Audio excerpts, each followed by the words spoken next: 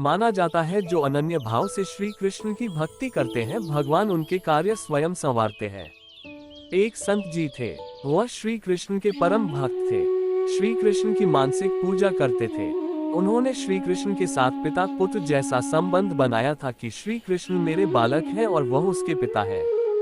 वह हर रोज कान्हा को उठाते, भोजन कराते, गोद में खिलाते, अपना पूरा वात्सल्य श्री कृष्ण पर उड़ेल देते। कभी कहते कान्हा मेरी दाढ़ी नोच रहा है, कभी कान्हा को पकड़ने उसके पीछे भागते। कृष्ण भक्ति में पूरा संसार भूल गए थे। हर समय कृष्ण भक्ति में ही रमे रहते। एक बार संत जी शिष्यों से कहने लगी कि मैं कभी गंगा स्नान करने नहीं गया। शिष्य कहते गुरु जी आप काशी जी चले जाओ। लेकिन संत जी श्री कृष्ण के वात्सल्य भाव में वे इतने रमे हुए थे कि उन्हें लगता था श्री कृष्ण कह रहे हैं कि मैं अभी छोटा हूँ बाबा, अभी आप मत जाओ। समय के साथ संत जी और वृद्ध हो गए, लेकिन उनका कन्हैया वही 7-8 साल का बालक ही रहा। उनका वात्सल्य अभी भी कान्हा के बाल रूप में ही था। संत जी कृष्ण चिंतन में ही वह स्वर्ग सिधार गए। शिष्य उन्हें शमशान जाने के लिए जाने की तैयारी करने लगे।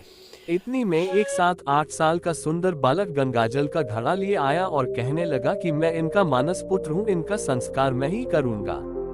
इनकी इच्छा थी गंगा स्नान करने की, इसलिए मैं उनकी इच्छा जरूर पूर्ण करूंगा, इसलिए मैं घड़े में ये गंगा जल लाया हूँ। बालक ने संत जी के पार्थिव शरीर को गंगा स्नान कराया, संत के माथे पर तिलक लगाया और उनका अग्नि संस्कार किया। उस बालक में एक अद्भुत सी कशिश थी कि कोई कुछ बोल ना सका। किसी ने कुछ पूछा ही नहीं। अग्नि संस्कार के बाद में बालक अंतर्ध्यान हो गया।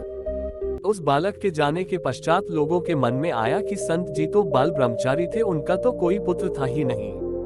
वह श्री कृष्ण को अपना मानस पुत्र मानते थे, इसलिए भगवान श्री कृष्ण जी स्वयं संत के पुत्र के रूप में आए थे।